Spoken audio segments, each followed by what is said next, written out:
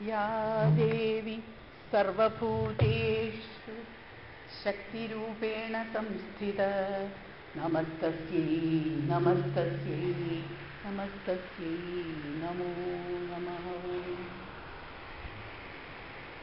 അനന്തം അജ്ഞാതം അവർണ്ണനീയം ഈ ലോകഗോളം തിരിയുന്ന മാർഗം ഇതിങ്കൽ എങ്ങാണ്ടൊരിടത്തിരുന്ന് നോക്കുന്ന മർത്യൻ കഥ എന്തു കണ്ടു.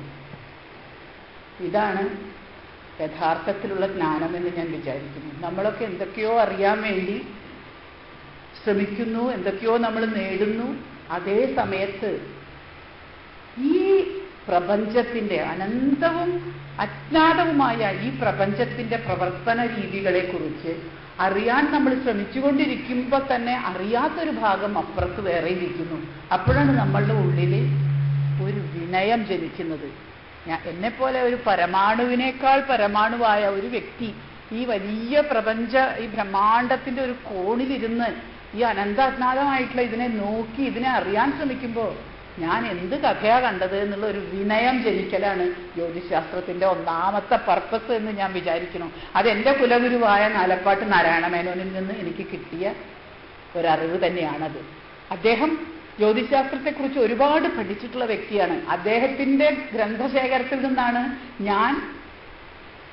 ഞാൻ ചെയ്യുന്ന എല്ലാ ഗ്രന്ഥങ്ങളും അദ്ദേഹത്തിന്റെ ഗ്രന്ഥശേഖരത്തിൽ നിന്ന് എനിക്ക് പൈതൃകമായി കിട്ടിയ ഗ്രന്ഥങ്ങളാണ്. അപ്പൊ അദ്ദേഹം പഠിച്ചതിന്റെ ബാക്കിയാണ് ഞാൻ കണ്ടിന്യൂ ചെയ്യുന്നത്. അപ്പൊ ആ ഒരു നിലയിൽ ജ്യോതിശാസ്ത്രം പഠിക്കാത്ത ഒരു വ്യക്തി, ജ്യോതിശാസ്ത്രത്തിനെ കുറിച്ച് ചിന്തിക്കാത്ത ഒരു വ്യക്തി, പഠിച്ചിട്ടില്ലെങ്കിലും അതിനെക്കുറിച്ച് ചിന്തിക്കാത്ത ഒരു വ്യക്തിക്ക് ഈ ഒരു വിനയം കിട്ടാൻ പ്രയാസമാണെന്നുള്ളതാണ്. കാരണം ഈ പ്രപഞ്ചത്തിനെ മുഴുവൻ, ഈ ബ്രഹ്മാണ്ടത്തിനെ മുഴുവൻ കുറിച്ച് ചിന്തിക്കുമ്പോഴേ നമ്മുടെ നിസ്സാരത നമുക്ക് മനസ്സിലാവുള്ളൂ. അത് മനുഷ്യന് ആവശ്യമായൊരു കാര്യമാണ്. ഇന്ന് നമ്മുടെ ചുറ്റും കാണുന്ന അനവധി എന്താ പറയുക, സെൽഫ് സെൻറ്റേർഡ് ആയിട്ടുള്ള, ഈഗോ സെൻട്രിക് ആയിട്ടുള്ള പല സ്വാർത്ഥമോഹങ്ങൾക്ക് പലതും നേടാനായി ഉഴന്നു നടക്കുന്ന ആളുകളുടെ ഇടയിൽ കുറച്ചൊരു വിനയത്തോടുകൂടി എൻ്റെ സ്ഥാനം എന്താണ് ഈ ലോകത്തിൽ എന്ന് കുറച്ചെങ്കിലും ആലോചിക്കാനുള്ള ഒരു കഴിവ് നമുക്ക് നേടാൻ ജ്യോതിശാസ്ത്രത്തിന്റെ ജ്ഞാനം കൂടിയേ തീരൂ. അത് ആർഷജ്ഞാനത്തിലെ ആലപ്പാട്ട് നാരായണമേനോൻ പറഞ്ഞിട്ടുണ്ട്. ജ്യോതിഷത്തിന്റെ തത്വങ്ങൾ അറിയാതെ ആരും അവനവന്റെ വാക്ക് ഉപയോഗിക്കരുതെന്ന്. അതിന്റെ കാരണം ഇതാണ്. ആ ജ്യോതിഷ തത്വങ്ങൾ അറിഞ്ഞ് നിങ്ങൾക്ക് ആ വിനയം കിട്ടിയ ശേഷമേ നിങ്ങളുടെ സരസ്വതിയെ, നിങ്ങളുടെ വാഗ്ദേവിയെ നിങ്ങൾ പുറത്തേക്ക് കൊണ്ടുവരാൻ തന്നെ പാടുള്ളൂ. അതുവരെ അതവിടെ ഇരിക്കട്ടെ, അകത്തിരിക്കട്ടെ, ഉള്ളിലിരിക്കട്ടെ എന്നാണ്. ജ്യോതിഷം പഠിക്കുന്നതിന്റെ ഒന്നാമത്തെ ഉദ്ദേശം നമുക്ക് ഈ ഒരു ജ്ഞാനം കിട്ടാനാണ്. മറ്റുള്ള കാര്യം ആ സ്പിരിച്വലായിട്ടുള്ള ഒരു ഉയർച്ച കിട്ടലാണ് ഫസ്റ്റ് ഇത്. പിന്നെ ജ്യോതിഷം വേദത്തിന്റെ കണ്ണാണ് എന്നെല്ലാവരും എടുത്തു പറയുന്ന ഒരു വാക്ക്.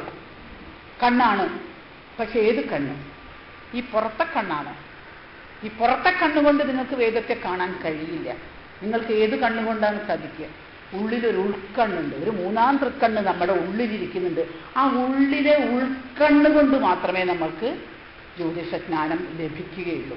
ഇതിന് വളരെ ഭംഗിയായിട്ടുള്ള ഒരു കഥയിൽ കൂടെ യാജ്ഞവൽക്യനും മൈത്രേയിയും കൂടിയിട്ടുള്ള ഒരു കഥയുണ്ട്. അതായത് കഥയിൽ കൂടെ പറയുമ്പോൾ കുറച്ചുകൂടി എളുപ്പമുണ്ടാവുക പറയുന്നത് മനസ്സിലാക്കാൻ. അതുകൊണ്ടാണ് കഥ വഴി പറയുന്നത്.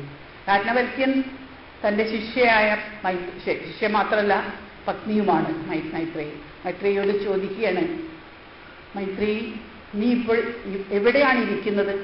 ഞാൻ ആശ്രമത്തിൽ ഒരു റൂമിലിരിക്കുകയാണല്ലോ, അവർ രണ്ടാളും പൂജാമുറിയിൽ ഇരിക്കുകയാണ്. ഞാൻ ആശ്രമത്തിലാണ്. ആശ്രമം എവിടെ ഇരിക്കുന്നു? തപോവനത്തിലിരിക്കുന്നു. തപോവനം എവിടെ ഇരിക്കുന്നു? ഈ ഭാരതഭൂമിയിലിരിക്കുന്നു. ഭാരതഭൂമി എവിടെ ഇരിക്കുന്നു? ഭൂഗോളത്തിലിരിക്കുന്നു. ഭൂഗോളം എവിടെ ഇരിക്കുന്നു? ഭൂഗോളം സൗരയൂഥത്തിലിരിക്കുന്നു. ആൻസറും ചോദ്യവും ഇങ്ങനെ വന്നുകൊണ്ടേയിരിക്കുക. സൗരയൂഥം എവിടെ ഇരിക്കുന്നു? ബ്രഹ്മാണ്ടത്തിലിരിക്കുന്നു. ബ്രഹ്മാണ്ടം എവിടെ ഇരിക്കുന്നു? ധ്യാനത്തിലായി മൈത്രി. പ്രഭു, അനവധി ബ്രഹ്മാണ്ടങ്ങൾ, ഒന്നും രണ്ടുമല്ല, ലക്ഷലക്ഷം കോടിക്കോടിക്കണക്കിൽ ബ്രഹ്മാണ്ടങ്ങൾ ഉദിക്കുന്നതും അസ്തമിക്കുന്നതും എല്ലാം ഞാൻ എൻ്റെ ഉൾക്കണ്ണിൽ, എൻ്റെ മനസ്സിൽ കാണുന്നു. എൻ്റെ മനസ്സിലാണ് ബ്രഹ്മാണ്ടങ്ങളൊക്കെ ഇരിക്കുന്നത്. ആ ഉൾക്കണ്ണ് തുറന്നു കിട്ടണം ജ്യോതിഷജ്ഞാനം കൊണ്ട്. അത്രയും ബ്രഹ്മാണ്ടങ്ങളുള്ള, അനന്തം അജ്ഞാതമായ നിരവധി ബ്രഹ്മാണ്ടഗോളങ്ങളുള്ള ഈ ബ്രഹ്മകാനനം എന്നാണ് വസിഷ്ഠ മഹർഷി ഇതിനെ വിളിച്ചത്. ഇത് യാജ്ഞവൽക്യ മഹർഷിയുടെ കാര്യം. വസിഷ്ഠൻ എന്താ പറഞ്ഞത്? ജഗത് ഗുഞ്ച സഹസ്രാണി. ഗുഞ്ചം എന്ന് പറഞ്ഞാൽ കുന്നിക്കുരുമണി. സഹസ്രം കുന്നിക്കുരുമണികള് പരസ്പരം തൊടാതെ അവനവന്റെ ഭ്രമണപഥങ്ങളിൽ അവനവന്റെ കക്ഷകളിലെ ഭ്രമണം ചെയ്തുകൊണ്ട് എന്നാൽ കൂട്ടിമുട്ടാതെ ഇങ്ങനെ സഞ്ചരിച്ചുകൊണ്ടേയിരിക്കുന്ന ഒരു ബ്രഹ്മകാനനത്തെയാണ് ഞാൻ ബ്രഹ്മം എന്ന് പറയുന്നത് എന്നാണ് ബ്രഹ്മർഷിയായ വസിഷ്ഠ മഹർഷി പറഞ്ഞത്. ഇവരൊക്കെ നമ്മുടെ ജ്യോതിഷാചാര്യന്മാരാണ്. 18 ജ്യോതിഷാചാര്യന്മാരിൽപ്പെട്ട ആളുകളുടെ ഉൾക്കണ്ണുകൊണ്ട് അവർ കണ്ട ബ്രഹ്മാണ്ടത്തെയാണ് ഞാൻ ഈ പറയുന്നത്. പിന്നെ വേറൊരു ഗോലോക വർണ്ണന, ഗാർഗ്യ ഭാഗവതത്തിലെ ഗാർഗ്യ മഹർഷിയുടെ ഗോലോക വർണ്ണന വളരെ മനോഹരമായ ഗോലോക വർണ്ണനയാണ്. അത് ഗോലോകം എന്ന് പറയുന്നത് ഗാർഗ്യഭാഗവത പ്രകാരം കൃഷ്ണനും രാധയും ഇരിക്കുന്ന ഏറ്റവും വലിയ പരമപദമാണ്. അവിടേക്ക് ആർക്കും പ്രവേശനമില്ല, പുരുഷരൂപത്തിലുള്ള ആർക്കും പ്രവേശനമില്ല എന്ന് തന്നെ പറയുന്നുണ്ട്. അത് കാരണം എന്താ വെച്ചാൽ പരമപുരുഷൻ ഒന്നേ ഉള്ളൂ, അത് കൃഷ്ണനാണ്. പരമപുരുഷന്റെ അടുത്തേക്ക്, ആ പരമാത്മാവിന്റെ അടുത്തേക്ക് ആർക്ക് ചെല്ലണമെങ്കിലും അതിന് ശിവനായാലും ബ്രഹ്മാവായാലും ആരായാലും ശരി സ്ത്രീവേഷം എടുത്തു വേണം പോകാൻ.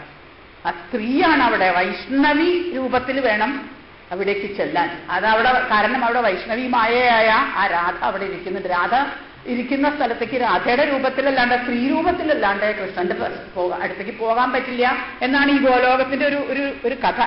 അപ്പൊ ഈ ഗോലോകത്തിലേക്ക് പോകാൻ വേണ്ടി ഒരു പ്രാവശ്യം നമ്മുടെ ബ്രഹ്മാണ്ടത്തിലെ ബ്രഹ്മാവ് പുറപ്പെട്ടു. ഭാഗവതത്തിലെ കഥയാണ്, ഗർഗഭാഗവതത്തിലെ. ബ്രഹ്മാവ് പുറപ്പെട്ടു. എല്ലാ ദേവന്മാരും 33 കോടി ദേവന്മാരെല്ലാവരും കൂടെ വന്നു. എല്ലാവരും കൂടെ ഗോലോകത്തിന്റെ പടി വരെ എത്തിയപ്പോ വാതിലിൽ മുട്ടിയപ്പോ ദ്വാരപാലികയാണ്. ദ്വാരപാലികയുടെ പേര് ചന്ദ്രാനന. ചന്ദ്രന്റെ മുഖം പോലെ പ്രകാശിക്കുന്ന മുഖത്തോടു കൂടിയ ചന്ദ്രാനന, കയ്യിലൊരു വേത്രവും ഒരു കോലും ഒരു പീലിക്കെട്ടും കയ്യിൽ എന്തിയിട്ടാണ് ആ ദ്വാരപാലിക വന്നിരിക്കുന്നത്. അവളവിടെ വന്നു നിന്നിട്ട് ചോദിച്ചു, ആരാണ്, നിങ്ങൾ എന്താ വേണ്ടത് ചോദിച്ചു. ഞങ്ങൾ കൃഷ്ണനെ ഒന്ന് കാണാൻ വന്നതാണ് എന്ന് പറഞ്ഞു ബ്രഹ്മാവ്. അപ്പൊ ഈ ചന്ദ്രാനന ചോദിച്ചു, ബ്രഹ്മാവോ, നിങ്ങൾ ഏത് ബ്രഹ്മാണ്ടത്തിലെ ബ്രഹ്മാവാ എന്ന് ചോദിച്ചു. ആ ബ്രഹ്മാവിന് ആകെ അത്ഭുതമായി. ബ്രഹ്മാവ് പറഞ്ഞു, ഏത് ബ്രഹ്മാണ്ടം, എന്ത് ചോദിച്ചാൽ ഒരു ബ്രഹ്മാണ്ടല്ലേ ഉള്ളൂ, ഞാൻ ഒരേ ഒരു ബ്രഹ്മാണ്ടത്തിലുള്ള ഒരേ ഒരു ബ്രഹ്മാവാണെന്ന്. അപ്പൊ ചന്ദ്രാനന ഒരു ഉത്തരം പറയുന്നുണ്ട്. ഈ പഴത്തിന്റെ ഉള്ളിലെ ഒരു മാങ്ങ പഴുക്കണ സമയത്ത് അതിന്റെ ഉള്ളിൽ നേരത്തെ കടന്നുകൂടിയ ഒരു ഈച്ച, ഒരു വണ്ട്, മാങ്ങയുടെ ഉള്ളിൽ കടന്നുകൂടിയ വണ്ടിന് മാങ്ങയുടെ ഉള്ളിൽ തന്നെ കിടന്നിങ്ങനെ വട്ടം തിരിയാനേ പറ്റൂ, പുറത്തേക്ക് കിടക്കാൻ പറ്റില്ല, ആ തോലിൻ്റെ ഉള്ളിൽ കുടുങ്ങി കിടക്കുക. നിങ്ങളെ പോലുള്ള ആൾക്കാർ അതുപോലുള്ള ആളുകളാണ്. സ്വന്തം ഗൃഹം, അതായത് ബ്രഹ്മാവിന്റെ ഗൃഹം ഒരു ബ്രഹ്മാണ്ടമാണ്. ആ ബ്രഹ്മാണ്ടത്തിന്റെ ഉള്ളിൽ കിടന്ന് ഇങ്ങനെ വട്ടം തിരിയാന്നല്ലാണ്ട് പുറത്തേക്ക് ഇറങ്ങിയിട്ട് സ്വന്തം പടിവാതിൽ വിട്ട് പുറത്തേക്ക് നിങ്ങൾ ഇറങ്ങി നോക്കിയിട്ടില്ല. അതുകൊണ്ടാണ് നിങ്ങൾക്ക് ഈ ചോദ്യം നിങ്ങൾ എന്നോട് ചോദിച്ചത്. നിങ്ങളിരിക്കുന്ന ബ്രഹ്മാണ്ടങ്ങൾ പോലെ അനേക കോടി ബ്രഹ്മാണ്ടങ്ങളുണ്ട്. നിങ്ങളിപ്പോൾ ഈ ഗോലോകത്തിന്റെ പടിവാതിൽ എത്തിയില്ലേ, ഇവിടെ ഒന്ന് താഴത്തേക്ക് നോക്കൂ, നിങ്ങൾ വന്ന ബ്രഹ്മാണ്ടം ഏതാണെന്ന് നിങ്ങൾക്ക് പറയാൻ പറ്റുമോ എന്ന് ചോദിച്ചു. അപ്പൊ ഇവർ താഴത്തേക്ക് നോക്കിയപ്പോൾ ഇവർ കണ്ടൊരു കാഴ്ച വർണ്ണിക്കുന്നുണ്ട്. അതിമനോഹരമാണ്. ഇവർ കണ്ടത് കോടിക്കണക്കിൽ ബ്രഹ്മാണ്ടങ്ങൾ ഇങ്ങനെ ഭ്രമണം ചെയ്യുന്നു. ചിലതിന് ഒരു ചെറിയ പരമാണുവിന്റെ സൈസേ ഉള്ളൂ, കടുകിന്റെ സൈസ്, ചിലതിനൊരു അത്തിപ്പഴത്തിന്റെ സൈസ് ഉണ്ട്, ചിലതൊരു കൂവളക്കായയുടെ സൈസ് ഉണ്ട്. ഇങ്ങനെ പല പല പല പല സൈസിലുള്ള ബ്രഹ്മാണ്ടങ്ങൾ ഇങ്ങനെ കിടന്ന് ഭ്രമണം ചെയ്യുന്നതാണ് ബ്രഹ്മാവ് കണ്ടത്. അപ്പോഴാണ് ബ്രഹ്മാവിന് മനസ്സിലായത്, അയ്യോ ഞാൻ മാത്രമല്ല, അപ്പൊ ഈ ബ്രഹ്മാണ്ടങ്ങളിലൊക്കെ താങ്കളെ പോലെ ഓരോ ബ്രഹ്മാവുകൾ ഇരിക്കുന്നുണ്ട്. അതുകൊണ്ടാണ് ഞാൻ ചോദിച്ചത് നിങ്ങൾ ഏത് ബ്രഹ്മാണ്ടത്തിലെ ബ്രഹ്മാവാണ്. നമ്മളൊക്കെ അതുപോലെ ഒരു ബ്രഹ്മാണ്ടത്തിലെ ഒരറ്റത്തെ ഒരു ചെറിയ ഭൂമിയില് ഒരു കോണിലിരുന്ന് നോക്കിയിരുന്ന് അനന്തവന്നാകം എന്ന് പറയുന്ന ഒരു പരമാണുവാണ് എന്നുള്ളത് പറയാനാണ് ഞാൻ ഈ കഥ പറഞ്ഞത്. ഈ കഥകള് വസിഷ്ഠന്റെയും ഗാർഗ്യന്റെയും ഒക്കെ കഥകൾ ആദ്യകാലത്ത് ബ്രിട്ടീഷുകാർ ഇവിടെ വന്നപ്പോൾ ഈ കഥകളൊക്കെ ട്രാൻസ്ലേറ്റ് ചെയ്ത് കേട്ടപ്പോൾ അവരാദ്യം പറഞ്ഞു വാക്കുകൾ, these are all fantastic ideas, why this people are all mythical people, മിത്തോളജിയാണ്, മിസ്റ്ററി, വെറുതെ ഓരോന്നും പറയുക, അതൊന്നും ഉണ്ടോ എന്താ അതെന്നൊക്കെ ഈ ബ്രഹ്മാവ് പറഞ്ഞ മാതിരിയാ പറഞ്ഞു. പക്ഷെ ഇപ്പോ ഹ്യൂബിൾസ് ടെലസ്കോപ്പ് എന്ന് പറയുന്ന സാധനം കിട്ടിയപ്പോ ഈ ഗാർഗ്യൻ പറഞ്ഞതും ആ വസിഷ്ഠൻ പറഞ്ഞതുമാണ്, ആ മൈത്രിയെ കണ്ടതുമാണ് സത്യം എന്ന് ഇന്നത്തെ സയൻസ് അംഗീകരിച്ചു കഴിഞ്ഞു. പക്ഷെ നമ്മുടെ ഇടയിൽ ഒരു കൂട്ടം ബുദ്ധിജീവികൾ ഇപ്പോഴും അന്നത്തെ 16-ാം നൂറ്റാണ്ടിലെ യൂറോപ്യന്മാർ പറഞ്ഞുകൊണ്ടിരിക്കുകയാണ്. 20-ാം 21-ാം നൂറ്റാണ്ടിലെ യൂറോപ്യൻസിന് മനസ്സിലായി കഴിഞ്ഞിട്ടുണ്ട് ഇതുപോലെ അനേകം ബ്രഹ്മാണ്ടങ്ങളുണ്ട് എന്നുള്ളത്. അത് ഈ ഗർഗനും വസിഷ്ഠനും ഒക്കെ എങ്ങനെ കണ്ടു എന്നുള്ളതാണ് ഒരു ചോദ്യം. അവിടെയാണ് ഈ മഹർഷിമാർ എങ്ങനെ ഇത് മനസ്സിലാക്കി. 2 മെത്തേഡുണ്ട്. ഒരു മെത്തേഡ് ജ്ഞാനം, ധ്യാനം. ആ യോഗമാർഗത്തിലൂടെ ഉൾക്കണ്ണിലൂടെ കാണുന്നത് തന്നെയാണ് ശരി. വാസ്തവത്തിൽ അതുള്ളവൻ ആരായാലും സന്യാസിയാണ്. ഗൃഹസ്ഥനായിട്ട് ജീവിക്കുന്നുണ്ടെങ്കിൽ പോലും ജ്ഞാനവും ധ്യാനവുമാണ് 24 മണിക്കൂറും അനുഷ്ഠിക്കുന്നതെങ്കിൽ ആ വ്യക്തി സന്യാസിയാണ് എന്ന് പറഞ്ഞിട്ടുള്ളത് ഞാനല്ല, സാക്ഷാൽ ശങ്കരാചാര്യരാണ്, ബുദ്ധിയുടെ അങ്ങേയറ്റത്തുള്ള. അതുകൊണ്ട് അങ്ങനെയുള്ള ഒരു ഉൾക്കണ്ണ് നമ്മുടെ ഉള്ളിൽ തുറന്നു കിട്ടിയാൽ നമുക്ക് അത് ലഭിക്കും. പക്ഷെ ഇങ്ങനെ നമുക്കൊരു ഉൾക്കണ്ണ് തുറന്നു കിട്ടിയാൽ നമ്മളിത് പറയാൻ തുടങ്ങിയാൽ നമുക്കൊരു ഡ്യൂട്ടി ഉണ്ട്. എന്താ ഡ്യൂട്ടി? കേൾക്കുന്നവന് ആ അനുഭവം ഉണ്ടായിക്കൊള്ളണമെന്നില്ല. കേൾക്കുന്നവന് മനസ്സിലാക്കാൻ നമ്മൾ ഇതിന് എന്താ ചെയ്തു കൊടുക്കേണ്ടത്? നമ്മുടെ ഉള്ളിൽ തെളിഞ്ഞ ആ സത്യത്തെ അവർക്ക് മനസ്സിലാക്കി കൊടുക്കാൻ വേണ്ടി ലെക്ചർ ഡെമോൺസ്ട്രേഷൻസ് എന്ന് പറയുന്ന രീതിയിൽ ചില കാര്യങ്ങൾ ചെയ്യണം. അതിനാണ് ഈ യന്ത്രങ്ങൾ ഉണ്ടാക്കിയിട്ട് ആ യന്ത്രങ്ങളിൽ കൂടെ നോക്കി ഇതാണ് നോക്കൂ, ഞാൻ പറഞ്ഞത് ശരിയാണെന്ന് നിങ്ങൾ ഇതിലേക്കൂടെ നോക്കി മനസ്സിലാക്കൂ എന്ന് പറഞ്ഞ് യന്ത്രങ്ങൾ ഉണ്ടാക്കുന്നത്. അതൊരു എക്സ്പെരിമെന്റേഷൻ മാർഗമാണ്. ഇങ്ങനെയുള്ള മാർഗം ഈ മഹർഷിമാർ ചെയ്തിരുന്നു എന്നുള്ളതാണ്. ചെയ്തിരുന്നു എന്നുള്ളതിന്റെ തെളിവ് ലക്ഷക്കണക്കിനുണ്ട്. അത് ഞാൻ ഇപ്പൊ ഇവിടെ ഞാനത് പറയുന്നില്ല, കാരണം അതിനുള്ള ഒരു സ്ഥലമല്ല ഇത്. അതുകൊണ്ട് വളരെ വല്ലാണ്ട് അക്കാഡമിക്കായി പോകും. അതുകൊണ്ട് പക്ഷെ ഈ യന്ത്രങ്ങളും ഇതിന്റെ തത്വങ്ങളും എല്ലാം ഈ വരാഹമീരന്റെ പഞ്ചസിദ്ധാന്തികയിലും നന്നായിട്ട് പറഞ്ഞിട്ടുണ്ട്. പല ഗ്രന്ഥങ്ങളിലും പറഞ്ഞിട്ടുണ്ട്. ഇതൊക്കെ ഞാൻ ഇവിടുത്തെ ഈ കേരളത്തിലും തമിഴ്നാട്ടിലും എല്ലാമുള്ള പല ക്ഷേത്രങ്ങളും സന്ദർശിച്ചപ്പോൾ ഈ യന്ത്രങ്ങൾ പലതും അവിടെയൊക്കെ കാണുകയും ചെയ്തു. അപ്പൊ ഇതൊക്കെ ഈ സംഗതികൾ ഇതൊക്കെ നമ്മളുടെ ഒരു മറ്റൊരാളോട് പറഞ്ഞു മനസ്സിലാക്കാൻ വേണ്ടിയാണ് നമ്മളത് ചെയ്യുന്നത്. നമ്മുടെ ഉള്ളിലത് സത്യം ഉദിച്ചു കഴിഞ്ഞാൽ മറ്റൊരാൾക്ക് കാണിക്കാൻ ഡെമോൺസ്ട്രേറ്റ് ചെയ്യാനാണ് നമ്മൾ പുസ്തകങ്ങൾ രചിക്കുന്നതും ലെക്ചർ ഡെമോൺസ്ട്രേഷൻസ് നടത്തുന്നതും. അല്ലാണ്ട് പിന്നെ നമുക്ക് അതിനെ കൊണ്ട് വലിയ കാര്യമൊന്നുമില്ല. പഠിച്ചു കഴിഞ്ഞാൽ നമുക്ക് ജ്ഞാനം നമ്മുടെ ഉള്ളിൽ ഉദിച്ചു കഴിഞ്ഞാൽ ആ യോഗിക്ക് പിന്നെ അതിനെ കൊണ്ട് കാര്യമില്ല. പിന്നെ നമ്മുടെ കാര്യം എന്താ?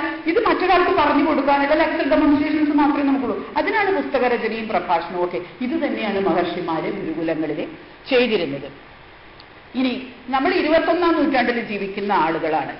ഇവിടെ നമ്മൾക്ക് ഒരു കാര്യം എന്ത് ചെയ്യുമ്പോഴും ഒരു താരതമ്യ പഠനം കൂടിയേ തീരും. 21ാം നൂറ്റാണ്ടിലെ ശാസ്ത്രവും ഈ പഴയ ശാസ്ത്രവും, അതിനാണ് ഞാൻ ഇത് ഇത്രയും ആ താരതമ്യ പഠനം ഇവിടെ ചെറുതായിട്ടൊന്ന് പറഞ്ഞത്. ഈ താരതമ്യ പഠനം കൂടാതെ 21ാം നൂറ്റാണ്ടിൽ ഇരിക്കുന്ന ഒരു വ്യക്തിക്ക് മറ്റൊരു വ്യക്തിയെ ഒന്നും പറഞ്ഞ് മനസ്സിലാക്കാൻ സാധിക്കില്ല. അപ്പൊ ജ്ഞാനം എന്ന് പറയുന്നത് ഈ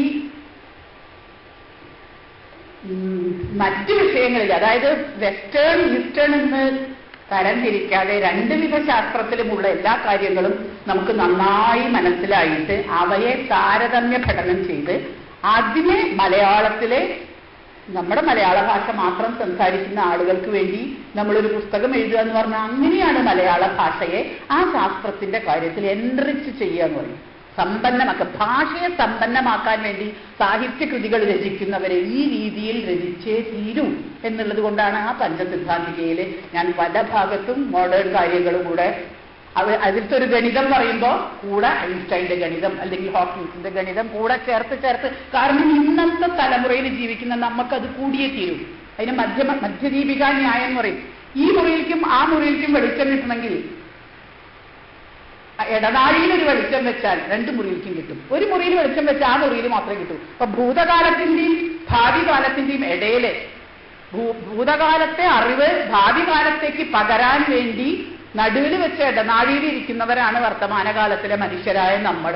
അപ്പൊ ഭൂതകാലത്തെ ആചാര്യന്മാരുടെയും ഇക്കാലത്തെ മോഡേൺ ആയിട്ടുള്ള ശാസ്ത്രജ്ഞന്മാരുടെയും അറിവിനെ സമന്വയിച്ച് താരതമ്യം ചെയ്ത് അതിനെ അടുത്ത തലമുറയ്ക്ക് കൈമാറുക എന്നുള്ള മധ്യദീപിക ന്യായമാണ് വർത്തമാനകാലത്തിൽ ജ്യോതിഷം പഠിക്കുകയും പഠിപ്പിക്കുകയും ഒക്കെ ചെയ്യുന്ന നമ്മുടെ ഡ്യൂട്ടി. ഈ ഡ്യൂട്ടി അറിയായികയാണ് ഇന്ന് നമ്മുടെ പ്രോബ്ലം. ഈ ഡ്യൂട്ടി അറിഞ്ഞു കഴിഞ്ഞാൽ പ്രോബ്ലം ഇല്ല ശരിക്കും. അതിനുള്ള ഒരു ശ്രമം എല്ലാവരും നടത്തേണ്ടതാണ്. നിങ്ങൾ ഒരുപാട് പേര് ജ്യോതിഷ വിദ്യാർത്ഥികൾ ഉള്ളത് കൊണ്ടാണ് ഞാൻ ഈ ഡ്യൂട്ടി കൂടി പറഞ്ഞു തരുന്നത്. ഇതാണ് നമ്മുടെ ഡ്യൂട്ടി. ഇത് പ്രത്യേകിച്ച് ഞാനിത് പറയാൻ കാരണം ഒരു ഭാഷയിൽ നിന്ന് സംസ്കൃതത്തിൽ നിന്ന് മലയാളത്തിലേക്ക് അല്ലെങ്കിൽ ഇംഗ്ലീഷിൽ നിന്ന് മലയാളത്തിലേക്ക് ട്രാൻസ്ലേഷൻ എന്ന് പറയുമ്പോൾ, വിവർത്തനം എന്ന് പറയുമ്പോൾ ആ ഭാഷ മാത്രം അറിഞ്ഞാൽ മതി പോരെ. പക്ഷേ ഒരു ശാസ്ത്ര ഗ്രന്ഥത്തിന് താരതമ്യ പഠനം ചെയ്ത് വിവർത്തനം ചെയ്യുമ്പോൾ അത് പോരാ. ബഹുഭാഷാ പാണ്ഡിത്യത്തോടൊപ്പം ആ വിഷയത്തിന് പാണ്ഡിത്യം വേണം. ജ്യോതിഷം ശരിക്കറിയാത്ത ഒരാൾക്ക് അത് വിവർത്തനം ചെയ്യാൻ പറ്റില്ല, അതിനെ താരതമ്യം ചെയ്യാനും പറ്റില്ല. അപ്പൊ ഒരു ഗ്രന്ഥം സംസ്കൃതത്തിലുള്ള ഒരു ഗ്രന്ഥം മലയാള ഭാഷയിലേക്ക് എഴുതി അതിന്റെ മോഡേൺ കാര്യങ്ങൾ കൂടി താരതമ്യപ്പെടുത്തണമെങ്കിൽ മിനിമം എനിക്ക് 3 ഭാഷ അറിഞ്ഞിരിക്കണം. വേണ്ട, എത്ര ഭാഷ? ഇംഗ്ലീഷും സംസ്കൃതവും മലയാളവും അറിഞ്ഞിരിക്കണം. ഇപ്പൊ ബഹുഭാഷാ പാണ്ഡിത്യം വേണം. അതുപോലെ നമുക്ക് ആ വിഷയത്തിലുള്ള ജ്ഞാനം ഈസ്റ്റേൺ വെസ്റ്റേൺ ആയിട്ട് നമുക്ക് വേണം. ഇതൊക്കെ നേടാനുള്ള ധ്യാനം, അതിനുള്ള സമയം നമ്മൾ കണ്ടെത്തിയേ പറ്റും. ഈ കണ്ടെത്തായികയാണ് നമ്മുടെ പ്രശ്നം. നമ്മുടെ പല ആളുകളും മറ്റ് പല കാര്യങ്ങളിലാണ് തെരഞ്ഞെടുപ്പ്.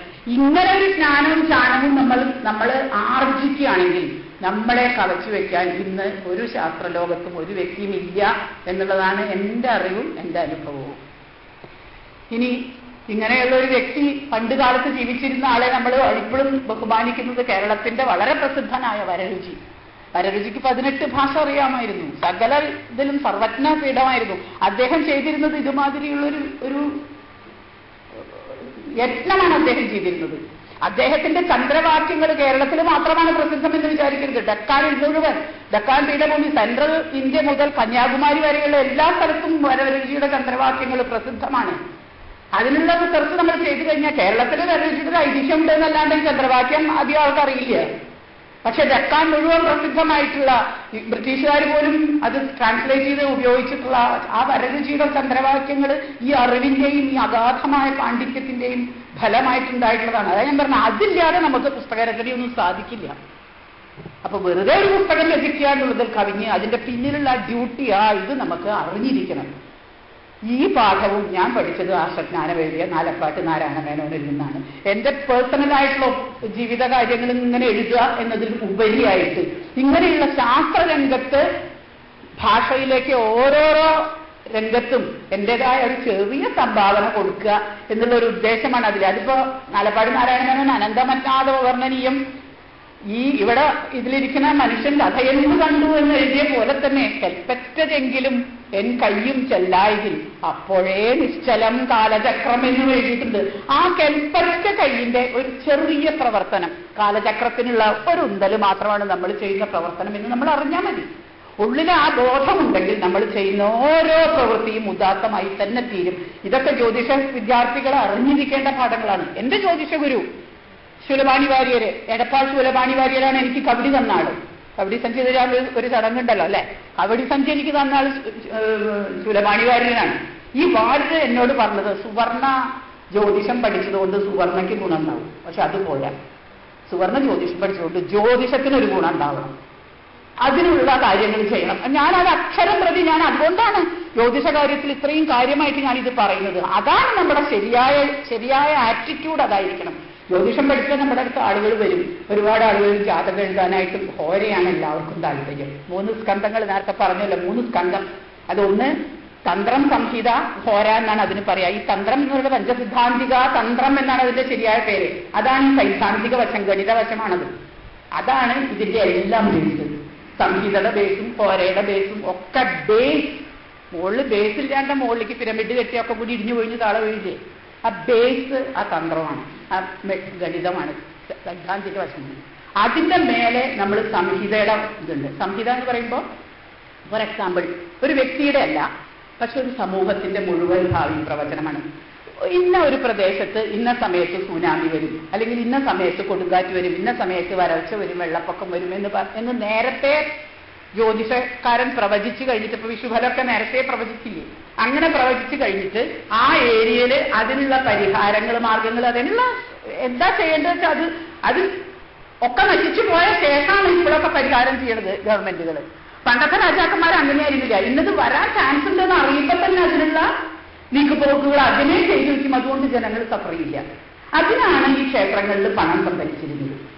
ട്രഷറികൾ എന്ന് പറയുന്നത് അന്ന് ബാങ്കുകൾ, state bank of India, reserve ബാങ്കോ അല്ല, ക്ഷേത്രത്തിലാണ് ട്രഷറികൾ ഉണ്ടായിരുന്നത്. ഈ ട്രഷറി ഇതിൽ വെക്കുന്നത് ഒരു ക്ഷാമകാലത്ത് ജനങ്ങൾക്ക് ഭക്ഷണം കൊടുക്കാനും, കൃഷി നശിച്ചാൽ നെല്ല് കൊടുക്കാനും എല്ലാ ഉള്ള സംവിധാനം അതിന്റെ ഉള്ളിലുണ്ട്. അതിനാണ് ഏതൊരു വ്യക്തി, ഏതൊരു ഗ്രാമത്തിലെ ഒരു വ്യക്തി ഒരു പൈസ കൊണ്ടിട്ടാനില്ലെങ്കിൽ സേവനം അനുഷ്ഠിച്ചാൽ, ഒരു ഘടകം അനുഷ്ഠിച്ചാൽ ആ ആൾക്ക് പോലും ഇതിലുള്ള എല്ലാ അവകാശങ്ങളും ഉണ്ട് എന്നുള്ള രീതിയിലാണ് ക്ഷേത്ര സംവിധാനം ഉണ്ടായിരുന്നത്. അപ്പൊ ജ്യോതിഷം ഉൾപ്പെടെ എല്ലാ കലകളും ശാസ്ത്രങ്ങളും വളർന്ന ക്ഷേത്രങ്ങളായിരുന്നു നമ്മളുടെ ഇക്കണോമി മുഴുവൻ നിയന്ത്രിച്ചിരുന്നത് ഒരു കാലത്ത്. അതുകൊണ്ടാണ് ഈ ക്ഷേത്രങ്ങളിലത്തെ, ഞാനിപ്പോൾ ക്ഷേത്രങ്ങളിലും നടന്ന് കുറെ കാര്യങ്ങൾ ചെയ്യുന്നുണ്ട്, അതിന് കുറെ കാര്യങ്ങൾ അതൊന്നും എനിക്ക് മനസ്സിലാവുകയും ചെയ്തിട്ടുണ്ട്, അത് വേറെ കാര്യം. പക്ഷെ അതിൻ്റെ എല്ലാം അപ്പുറത്ത് ഈ ബൃഹദ്വാരാഹി സംഹിത എന്ന് പറയുന്ന പഞ്ചസിദ്ധാന്തിക എഴുതിയ അതേ വരാഹമിഹിരന്റെ പുസ്തകമാണ് ബൃഹദ്വാരാഹി സംഹിത. അതിൽ പറയുന്ന കാര്യങ്ങൾ നമ്മൾ ശ്രദ്ധിച്ച് പഠിച്ചാൽ, ഇന്നിപ്പോ സുനാമി വന്ന ശേഷം അയ്യോ ഇത്ര ആൾ മരിച്ചു, ലക്ഷക്കണക്കിൽ മരിച്ചു എന്ന് പറഞ്ഞ് ഉറക്കം നിലവിളിച്ച് ബഹളം ഉണ്ടാകുന്നതിന് വരെ ഇന്ന സമയത്ത് സുനാമി ഉണ്ടാവും, അതിന് ഇന്ന സമയത്ത് ഇന്ന സ്ഥലത്ത് നമ്മൾ ആളുകളെ ഒഴിപ്പിച്ച് മാറ്റി താമസിപ്പിക്കണം, നാശനഷ്ടങ്ങൾ ഇല്ലാണ്ട് സൂക്ഷിക്കണം എന്നുള്ള കാര്യങ്ങളൊക്കെ നമുക്ക് ചെയ്യാൻ കഴിയും. അപ്പൊ ആ ഗ്രന്ഥം അടുത്ത മാസം അത് പുറത്തിറങ്ങും. പഞ്ചസിദ്ധാന്തിക്ക് ശേഷം വലിയൊരു ലോങ് പീരീഡിന് ശേഷമാണ് ഞാൻ ഈ പുസ്തകം പുറത്തിറക്കുന്നത്. എഴുതിയിട്ട് കുറച്ച് കാലമായി, എന്നാലും ഇപ്പോഴാണ് അത് പുറത്തു വരുന്നത്. ഈ പുസ്തകം കുറച്ചുകൂടി ഗണിതത്തെക്കാൾ കുറച്ചുകൂടി സാമാന്യ ജനങ്ങൾക്ക് കുറച്ചും കൂടി താല്പര്യമുള്ള കാര്യങ്ങളായിരിക്കും. എന്നാൽ പേഴ്സണൽ കാര്യങ്ങൾ അതിലില്ല. ഹോര എന്ന് പറയുമ്പോൾ വളരെ പേഴ്സണലാണ് അല്ലേ. ഒരു വ്യക്തി നമ്മുടെ അടുത്ത് വന്നിട്ട് സാധാരണഗതിയിൽ ഒരു ജ്യോതിഷിയെ സമീപിച്ച് എന്താ ചോദിക്കുക? എല്ലാവരും അതെ, എൻ്റെ വിവാഹം എപ്പോൾ കഴിയും, എനിക്ക് എന്താ ഉദ്യോഗം കിട്ടുക, ഞാൻ എൻ്റെ സാമ്പത്തിക സ്ഥിതി എങ്ങനെയാവും, ഇതൊക്കെയാണ് ജനങ്ങൾക്ക് അറിയേണ്ടത്. ജനങ്ങൾക്ക് മീൻസ് ഇൻഡിവിജ്വൽസിന്. ഈ ഹോരാശാസ്ത്രം മെയിൻലി ഇൻഡിവിജ്വൽസിനെ ഉദ്ദേശിച്ചുകൊണ്ടുള്ള പ്രവചനങ്ങളാണ്. സംഹിത എന്ന് പറയുന്നത് ഒരു കമ്മ്യൂണിറ്റിയെ മുഴുവൻ, ഒരു രാഷ്ട്രത്തെ മുഴുവൻ ഉദ്ദേശിച്ചുകൊണ്ടുള്ള പ്രവചനങ്ങളും ഒക്കെയാണ്. തന്ത്രം എന്ന് പറയുന്നത് ഇതിന്റെ രണ്ടിന്റെയും ബേസ് ആയിട്ടുള്ള അടിത്തറയാണ്. അപ്പൊ ഒരു ത്രിതലത്തിലാണ് ഇതിങ്ങനെ പിരമിഡ് മാതിരിയാണ് ഇത് നിൽക്കുന്നത്. ഹോര വേണ്ടാന്ന് പറയാൻ പറ്റുമോ? വേണ്ടാന്ന് പറയാൻ പറ്റില്ല. കാരണം ഇപ്പൊ തന്ത്രമേ വേണ്ടു എന്ന് പറയാൻ പറ്റില്ല. ഹോര തീർച്ചയായും വേണം. കാരണം ഇപ്പൊ ജീവിച്ചിരിക്കുന്ന ഒരാൾക്ക് പെട്ടെന്ന് അറിയേണ്ട കാര്യങ്ങൾ നമുക്ക് പറഞ്ഞു കൊടുക്കേണ്ടി വരുമല്ലോ. പക്ഷേ അതിന്റെ ബേസ് ആയിട്ടുള്ള സാധനത്തിനെ വിസ്മരിച്ചിട്ട് ഇത് മാത്രം നമ്മൾ കോൺസെൻട്രേറ്റ് ചെയ്താൽ ഈ ശാസ്ത്രം നശിച്ചു പോകും. അതാണ് ഇന്ന് സംഭവിച്ചിരിക്കുന്നത്. ആളുകൾ നമ്മളെ ചാലഞ്ച് ചെയ്യുന്നതൊക്കെ ആ ഒരു രീതിയിലുള്ള നമ്മളുടെ പഠനം കൊണ്ടാണ്. അതുകൊണ്ട് എടുത്തു പറഞ്ഞു എന്ന് മാത്രം. പിന്നെ ഈ യന്ത്രങ്ങളെ കുറിച്ച് പറഞ്ഞു. യന്ത്രങ്ങൾ ഇപ്പോ ഒരു ചരിത്രവും ഇല്ലാത്ത, യാതൊന്നും ഒരു ചരിത്രവും ഇല്ലാത്ത യൂറോപ്യൻ രാജ്യങ്ങൾ പോലും ഇപ്പൊ പറഞ്ഞുകൊണ്ടിരിക്കുകയാണ് ഞങ്ങൾക്ക് ആ ഇതുണ്ട് എന്ന് പറഞ്ഞുകൊണ്ടിരിക്കുകയാണ്. ശരിക്കും അവർക്കതൊന്നും ഇല്ല. അതിന്റെ കാരണം പറഞ്ഞുതരാം. ഇപ്പൊ സിറിയസ് എന്ന് പറയുന്ന നക്ഷത്രം നമ്മളുടെ ശുനക താരം എന്നാ നമ്മൾ പറയുക. സിറിയസ് ANB, നമ്മളതിനെ ശുനക താരം വലുതും ചെറുതും ആയിട്ടാണ് നമ്മൾ ശാന്തോഗ്യോപനിഷത്തിലൊക്കെ പറഞ്ഞിരിക്കുന്നത്. ഈ രണ്ട് താരങ്ങൾ ഒന്നിന്റെ പിന്നാലെ ഒന്നായിട്ട് ഇങ്ങനെ സർക്കിള ആകൃതിയിൽ ഇങ്ങനെ ഭ്രമണം ചെയ്തുകൊണ്ടിരിക്കുന്ന രണ്ട് ബൈനറികളാണ് എന്നുള്ള അറിവ് ഉപനിഷത്ത കാലം മുതൽക്കേ നമുക്കുണ്ട്. ഇത് കണ്ടുപിടിച്ച ആളുകളുടെ പേര് ശുനകതാരത്തിന്റെ മക്കളായ ശൗനകന്മാരാണ്. ശൗനക മഹർഷിയുടെ കണ്ടുപിടുത്താണിത്. ഇതുണ്ട് നമ്മുടെ അതിൽ. ഈ സിറിയസ് ANB കണ്ടെത്തിയിട്ട് യൂറോപ്പിന് കണ്ടെത്തിയിട്ട് 100 കൊല്ലം കൂടി ആയിട്ടില്ല. പക്ഷേ ഈ സിറിയസ് ANB ഉദയം നോക്കിയിരുന്നിട്ട് ആ ഉദയം അനുസരിച്ചാണ് മൺസൂൺ പ്രവചിച്ച് ആ മൺസൂണിന്റെ സമയത്ത് ഇന്ത്യയിലെ കച്ചവടക്കാര് സമുദ്രസഞ്ചാരം ചെയ്ത് ഈജിപ്തിലും ബാബലോണിലും തുർക്കിയിലും ഒക്കെ എത്തിയിട്ട് അവിടെ കപ്പൽ വഴിയിൽ ട്രേഡ് നടത്തിയിരുന്നത്. അപ്പൊ നമ്മളുടെ പഴക്കവും ഈ രാത്രി സഞ്ചാരികളായതുകൊണ്ട്, കാരണം കപ്പൽ, ഞാനിതിന്റെ ബേസിക് പ്രിൻസിപ്പിൾ പറയാണ് എങ്ങനെയാണ് ജ്യോതിഷം ഇന്ത്യയിൽ ഡെവലപ്പ് ചെയ്തതെന്ന്. ഈ ട്രേഡ് റിലേഷൻസ് സമുദ്രത്തിൽ ഒരാൾ സഞ്ചരിക്കുമ്പോൾ എങ്ങനെ ദിക്കറിയാം? കരയിലെ പകലിരിക്കുന്ന ഒരാൾക്ക് ശംഖുച്ഛായ നോക്കിയും സൂര്യൻ, ഭൂമി, ചന്ദ്രൻ എന്നിവരുടെ 3 ആളുടെ മാത്രം കാര്യങ്ങൾ അറിഞ്ഞാൽ മതി. സൂര്യ സിദ്ധാന്തം മാത്രം മതി കരയിലിരിക്കുന്ന ഒരാളെ സംബന്ധിച്ചിടത്തോളം ജ്യോതിഷം പഠിച്ച് വൃത്തിയായിട്ട് കൊണ്ടു നടക്കാൻ. പക്ഷേ രാത്രി സഞ്ചരിക്കുന്ന ഒരാൾ, രാത്രിഞ്ചരൻ, നിശാചരൻ എന്ന് പറഞ്ഞ രാക്ഷസന്മാരാണല്ലേ.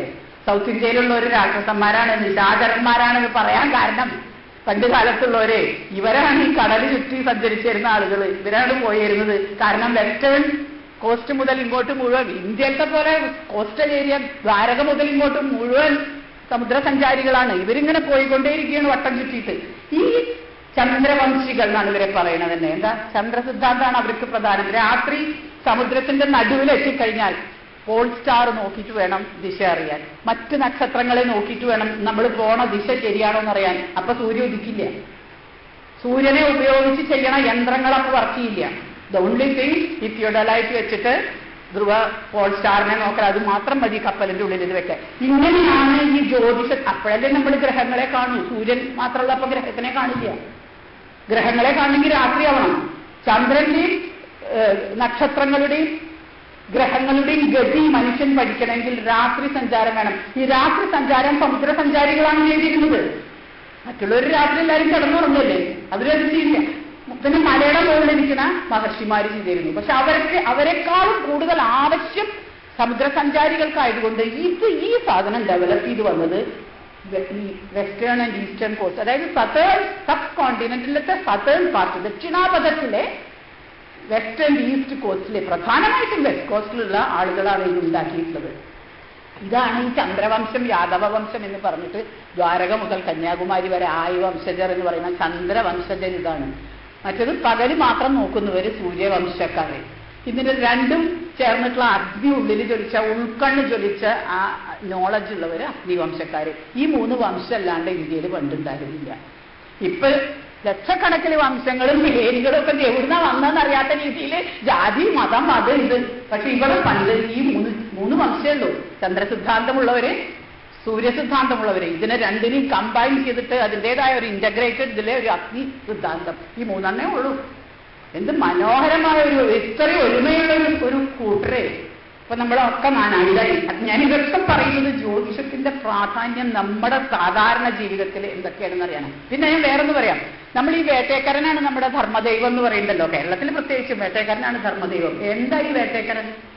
വേട്ടേക്കരൻ ധർമ്മോന്നം പരദേവത. ധർമ്മമല്ലാണ്ട് വേറൊരു പരദേവത ഇല്ല എന്നുള്ള ഇതുള്ള കാരണം സതേൺ പാർട്ട് എപ്പോഴും ധർമ്മമാണ്. യമധർമ്മന്റെ സ്ഥലമാണിത് സതേൺ ഇന്ത്യ എന്ന് പറയുന്നത്. ഈ വേട്ടേക്കരന്റെ വെഹിക്കിൾസ് നായ്ക്കളാണല്ലേ. ശൗനകന്മാർ ഈ നായയാണ് വേട്ടേക്കരന്റെ. ഭൈരവനും അങ്ങനെയാണ്, നായയാണ്. പിന്നെ ആർക്കാ? വേറെ ഒരാൾക്കും കൂടിയുണ്ട്. നമ്മളുടെ എല്ലാം യാദവ വംശത്തിന്റെ മുഴുവൻ ഗുരുവായ ദത്താത്രേയ മഹർഷിയുടെ കൂടെ നായ്ക്കളുണ്ട്. അതായത് വേദം എന്ന് നമ്മൾ പറഞ്ഞ ആ വേദത്തിന്റെ കണ്ണായിട്ടുള്ള, വേദത്തിന്റെ മെസ്സഞ്ചേഴ്സ് ആയിട്ടുള്ള, മെസ്സഞ്ചർ എന്നാണ് ഈ നായ്ക്കളെ പറയുന്നത്. ഇവര് ഈ ശുനകതാരങ്ങളുടെ ഇത് നോക്കി മൺസൂൺ വിൻഡിനനുസരിച്ച്, മൺസൂൺ വിൻഡ് അങ്ങോട്ടും ഇങ്ങോട്ടും തിരിഞ്ഞ് ഇങ്ങനെ ഇരിക്കുക. ഒന്നിങ്ങോട്ടും നോർത്ത് ഈസ്റ്റ് ആൻഡ് രണ്ടെണ്ണം ഇരിക്കുന്ന ആ രണ്ടായിട്ട് തിരിഞ്ഞിരിക്കുന്നതാണ് ഈ വാസ്തുപുരുഷനും മുകളിലത്തെ കാലപുരുഷനുമായിട്ട് നമ്മൾ അറിയാലോ. ഈ കാര്യങ്ങളൊക്കെ ഞാനിത് നിങ്ങൾക്കെല്ലാവർക്കും അറിയുന്ന രീതിയിൽ വാസ്തുപുരുഷൻ ഒരു ഭാഗത്തേക്ക് ചെരിഞ്ഞിട്ടാണെങ്കിൽ കാലപുരുഷൻ അങ്ങോട്ട് ചെരിഞ്ഞിട്ടാണ്. പക്ഷെ രണ്ടും ഒന്നിച്ച് വരണ രീതിയിൽ ചില പ്രത്യേക കാലത്തിൽ വരുന്ന അത് പഠിക്കൽ വളരെ പ്രധാനപ്പെട്ട ഒരു സംഗതിയാണ്. ഇതിന്റെ ഈ കാര്യങ്ങളൊക്കെയാണ് അന്നത്തെ കാലത്ത് ചെയ്തിരുന്നത്. ഇപ്പൊ ഈ വേട്ടേക്കരന്റെ ഇതിപ്പോ വാസ്തവത്തിൽ ടോറസ് എന്നുള്ള രാശിഭാഗത്ത്, അതായത് ഋഷഭ രാശിഭാഗത്ത് നമുക്ക് കാണാം. നോക്കിയാൽ കാണാം ഈ നക്ഷത്രത്തിനെ. നിങ്ങളെല്ലാവരും കണ്ടിട്ടുണ്ടായിരിക്കും. ഇത് ഇത്ര വലിയ പ്രയാസമുള്ള കാര്യമൊന്നുമല്ല. ഇന്ത്യയിൽ അതിനെ ആ വേട്ടേക്കരനും ആ നായുമായി ഇതൊക്കെ പിടിച്ച് നിൽക്കണം. ഇങ്ങനെ അരപ്പട്ട കെട്ടിയിട്ടുണ്ട്. അരപ്പട്ടയിൽ 3 നക്ഷത്രം ഇങ്ങനെ കാണാം. നിങ്ങൾ ആ വേട്ടേക്കരനെ നോക്കുമ്പോൾ ആദ്യം കാണാം 3 നക്ഷത്രം. അതിനെ നമ്മൾ ത്രിമൂർത്തികൾ എന്ന് പറയുന്നത്. വേട്ടേക്കരന്റെ നാഭിയിലാണ് ശിവനും വിഷ്ണുവും ഇങ്ങനെ നാഭിയിൽ ഇങ്ങനെ 3 നക്ഷത്രങ്ങൾ, ഇങ്ങനെ ത്രിമൂർത്തി നക്ഷത്രങ്ങളെ കാണാം. അതിനൊക്കെ ഇപ്പൊ വെസ്റ്റേൺ വേൾഡിൽ ഇപ്പൊ വേറെ പേര്. പക്ഷെ നമ്മൾ ഇതിനെ ത്രിമൂർത്തി എന്നാ വിളിക്കുക. സൈഡിൽ ഇങ്ങനെ ഒരു കത്തിയുടെ ആകൃതിയിലെ ഒരു ചുരിക പോലെ ഇങ്ങനെ തിരികെ വെച്ചിട്ടുണ്ടാവും. അങ്ങനെ വില്ലെടുത്തിട്ട് ഒരു നായനെ മുമ്പിൽ നടത്തിയിട്ട് പോണ ഒരാള്. ഇതിനെ ഇപ്പോ വെസ്റ്റേൺ വേൾഡിൽ ഓറിയോൺ നെബുല എന്നാണ് പറയുന്നത്. ഇതാണ് നമ്മുടെ വേട്ടേക്കരൻ. ഇതിന്റെ ചിത്രം ഇൻഡസ് വാലി സിവിലൈസേഷൻ ഹരപ്പ കാലത്ത് മുതൽ ഇന്ത്യയിലുണ്ട്. അത് ഞാൻ പുസ്തകങ്ങളിൽ നിന്ന് കണ്ടതാണ്.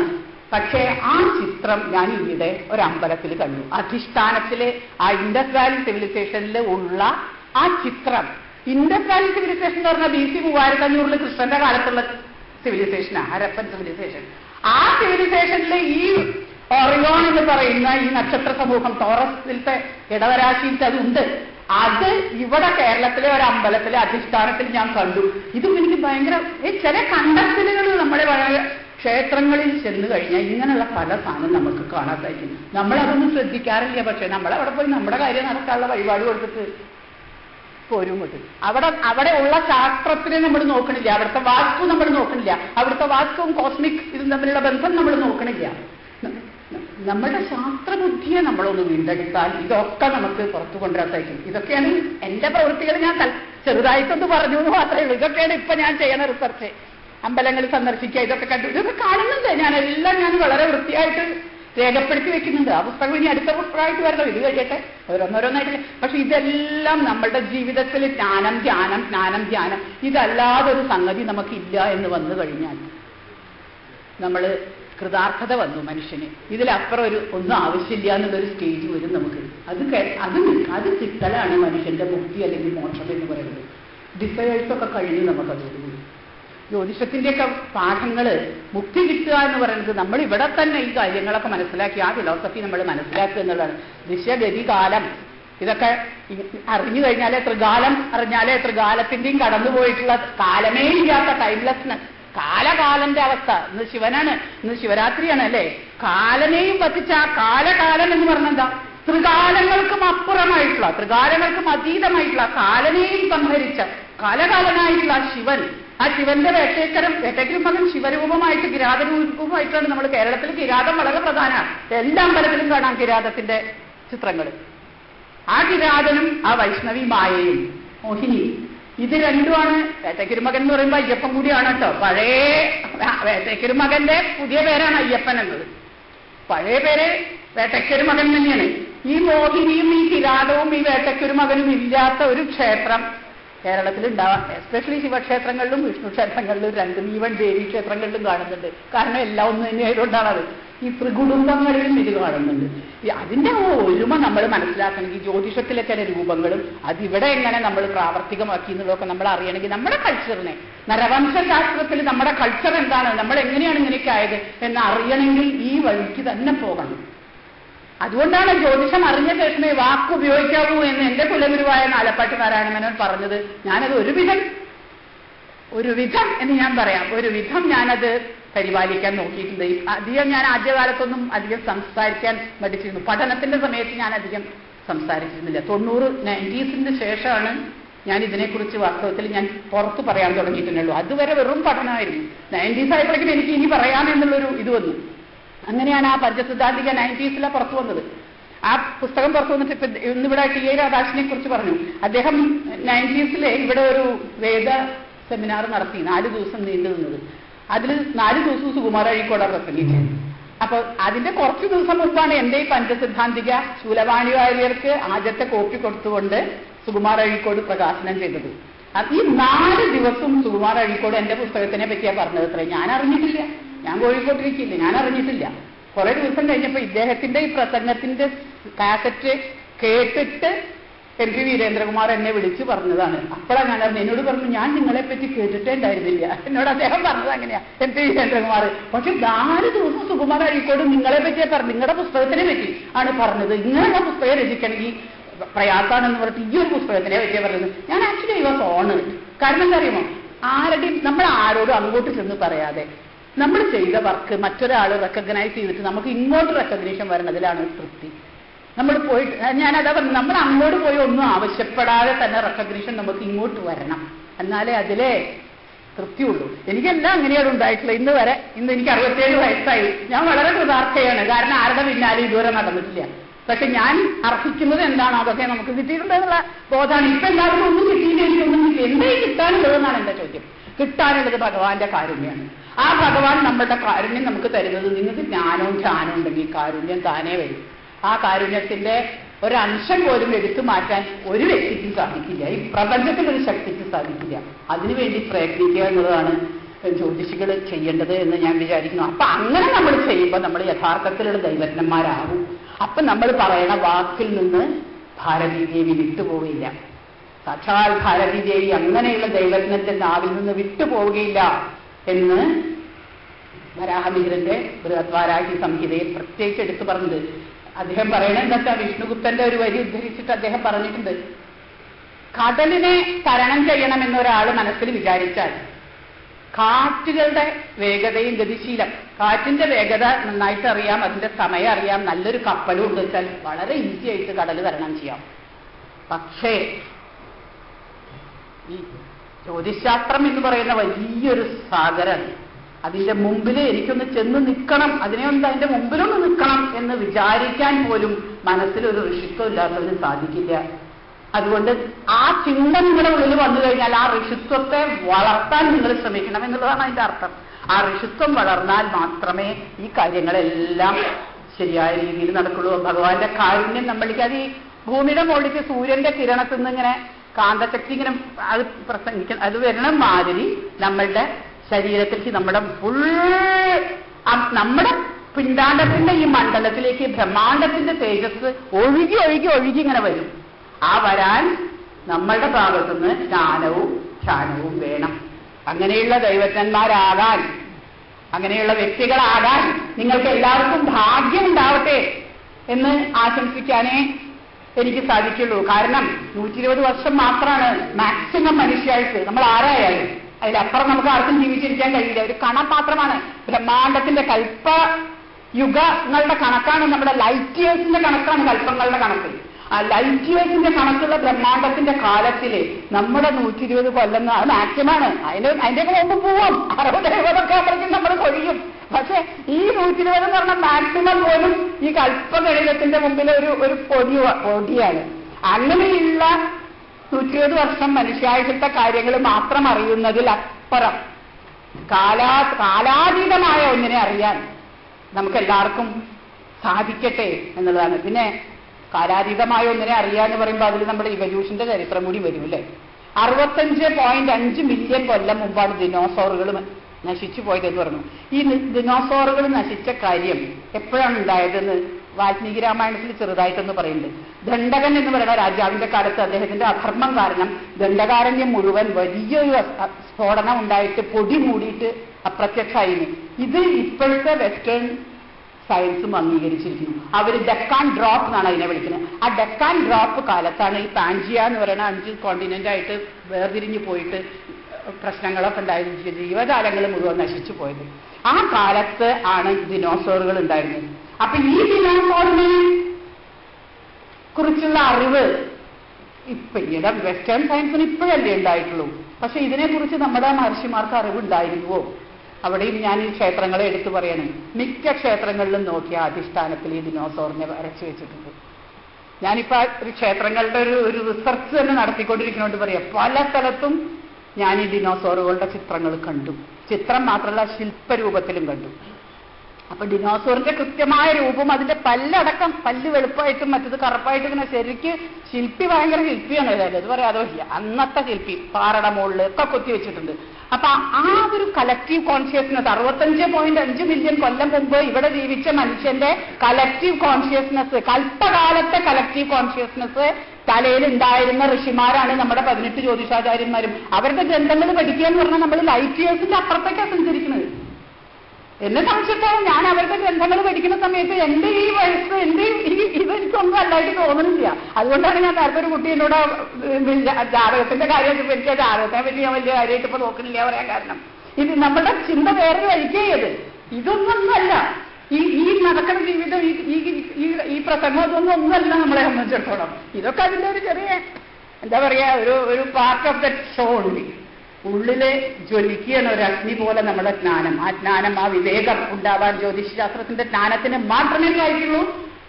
അതിന്റെ എല്ലാ ഗുണങ്ങളും, ജ്യോതിഷയുടെ ഗുണങ്ങളെല്ലാം 1, 2, 3 എന്നിട്ടിട്ട് സംഹിതയിൽ പറഞ്ഞിട്ടുണ്ട്. ആ പുസ്തകം DC ബുക്സിന്റെ വരും അടുത്ത മാസം. നിങ്ങൾ എല്ലാവരും ആ ബുക്കിൽ ആ ഗുണങ്ങൾ നോക്കണം. ജ്യോതിഷയുടെ ഗുണങ്ങൾ, ബാക്കിയൊന്നും വായിച്ചിട്ടില്ലെങ്കിൽ ജ്യോതിഷയുടെ ഗുണങ്ങൾ നോക്കിയിട്ട് അതൊക്കെ എനിക്കുണ്ടോ, ഇല്ലെങ്കിൽ ഞാൻ അത് എങ്ങനെ ഡെവലപ്പ് ചെയ്യും എന്നൊന്ന് ആലോചിച്ചാൽ നിങ്ങളെല്ലാവരും ഓരോ വ്യക്തിയും ഇതുപോലെ ഡെവലപ്പ് ചെയ്യാൻ സാധിക്കും. അതാണ് എൻ്റെ ഒരു വിചാരം.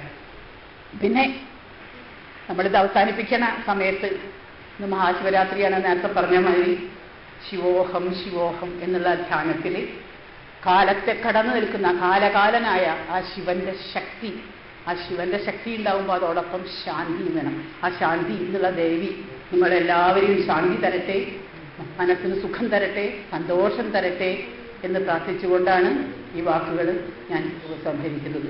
യാ ദേവി സർവഭൂതേഷു ശാന്തിരൂപേണ സംസ്ഥിത നമസ്തസ്യൈ നമസ്തസ്യൈ നമസ്തസ്യൈ നമോ നമഃ.